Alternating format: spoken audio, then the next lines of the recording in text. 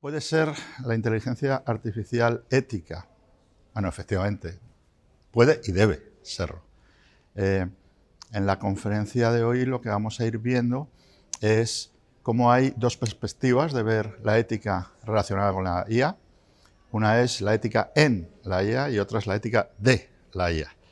Una cosa es qué ética ponemos a la hora de desarrollarla, de diseñarla y de ponerla en funcionamiento, y otra es si esa IA, que fue diseñada éticamente, se supone, tiene un impacto ético positivo en la sociedad, en el contexto.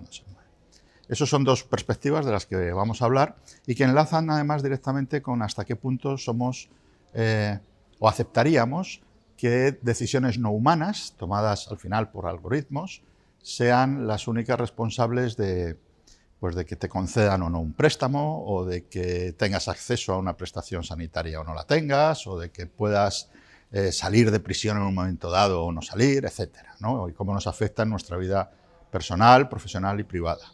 Y desde esa perspectiva, pues iremos analizando factores como, por ejemplo, por qué tendemos a confiar tanto en las máquinas, en la tecnología, qué motivos nos llevan a ponernos en manos en muchas ocasiones, consciente o inconscientemente, de las decisiones no humanas, pero también veremos después algunas sombras de eso aparentemente tan benéfico que es la eficiencia, la productividad, el rendimiento, etcétera, etcétera. Y acabaremos hablando un poco, tratando un poco de hacer que la gente reflexione, porque estas cosas no tienen realmente una sola respuesta.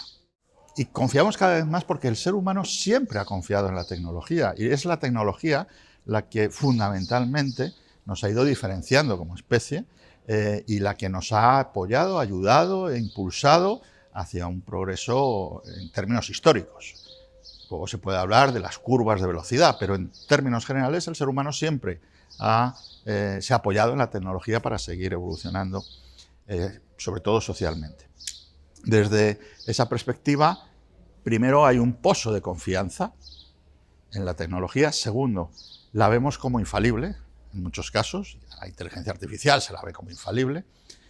Además, tiene un rendimiento espléndido, hace cosas que una sola persona, ni siquiera un grupo de personas, podría hacer a esa velocidad y con esa precisión. Y por todo eso nos da seguridad en tiempos de incertidumbre. La sociedad cada vez es más compleja. Estamos viviendo posiblemente el momento más complejo del ser humano como parte de una sociedad, y todo es tan complejo y hay tanta incertidumbre que, bueno, al final agarrarse a algo que parece que nos da seguridad, pues siempre es interesante, ¿no? Bueno, hay algunas cosas más, pero quizá esas son el eje vertebrador. ¿Quién tiene la responsabilidad? Hoy nadie. Hoy no la tiene nadie.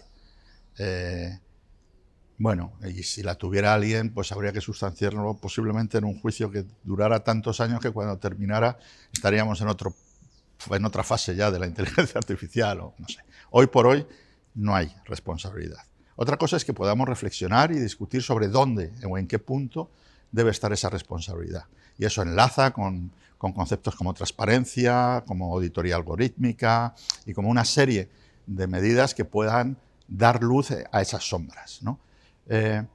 Sombras, por supuesto, que pasan por el sesgo y la discriminación, por la falta de transparencia, por la falta de regulación y, bueno, y al final, ¿por qué no decirlo? Porque estamos en un sistema capitalista salvaje en el que buena parte de todo este movimiento tecnológico está en manos de un oligopolio corporativo mundial, en el que, bueno, con el que es muy difícil lidiar, ¿no? Y por lo tanto exigir responsabilidades no es tan sencillo. Bueno, vamos tarde, pero eso no debería sorprendernos. La tecnología y el avance científico siempre ha ido por delante de la regulación. La innovación, precisamente, y es una de las características del ser humano, precede a cualquier tipo de regulación. Luego, que esto surja sin regulación es absolutamente normal. Que haya una reflexión sobre sus riesgos, debe haberla, como la ha habido sobre otras cosas. ¿Que vamos tarde? Es difícil de decir. Claro que vamos tarde, porque los sistemas de adopción de decisiones normativas sigue estando anclado en sistemas que yo diría casi de finales del siglo XIX, cuando la tecnología está en el siglo XXIV o XXV, ¿no? Por lo tanto, tarde vamos. Mal, bueno, depende. Ahí implica mucho dónde estemos. En la Unión Europea pues está haciendo un trabajo, está haciendo un importante trabajo, mucho más rápido del que uno podría pensar, pero estamos en un mundo tan globalizado tecnológicamente que, bueno, que la Unión Europea legisle de una manera no significa que, por ejemplo, en otras grandes potencias, en Estados Unidos, en China o en la India, vayan a hacer caso de esa legislación. Y al final somos consumidores globales, con lo cual es un poco complicado. Pero sería un poco engañarnos si pensáramos que es tan fácil como decir la ética tiene que poner límites. Primero, yo no soy quien para decir cuáles son esos límites. Deben ser producto de una reflexión. Pero es que nos encontramos, y es un poco una conclusión de la conferencia, con un problema añadido, y es la cosmovisión. Es decir, ¿desde qué cosmovisión hablamos? ¿Cómo implica la relación Occidente-Oriente, Norte-Sur, judaísmo, budismo, islamismo? ¿Cuál es la visión de los derechos humanos en cada una de las cosmovisiones que pueblan el planeta? Mis límites morales no tienen por qué coincidir desde mi cosmovisión con los límites morales de otra cosmovisión en un mundo tan globalizado, con lo cual es todavía un poco más complejo, porque además podemos correr el riesgo de imponer una determinada cosmovisión a nivel planetario a través de la tecnología, lo cual daría pues seguramente para otra conferencia. Vamos a ver, la democracia debe de tener herramientas e instrumentos suficientes como para mantenerse a pesar de que la tecnología se desarrolle. Pues si no, podríamos llegar al absurdo de decir no hay que desarrollar tecnológicamente nada porque nos cargamos la democracia. La democracia debe también evolucionar. Pero en cualquier caso, en nuestro caso, por ejemplo, en la mayoría de los casos, estamos en sistemas representativos en los que el análisis... hoy tú conduces un coche y no sabes cómo funciona. Eso es así.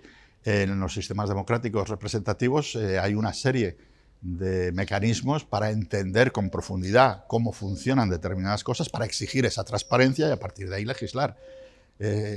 Claro que sí, claro que la democracia... yo no soy partidario de decir que está en peligro, pero bueno, tiene que cuidarse, claro. Y tiene que cuidarse, y muy mucho, no tanto por la tecnología, sino por el uso que algunos hacen de esa tecnología.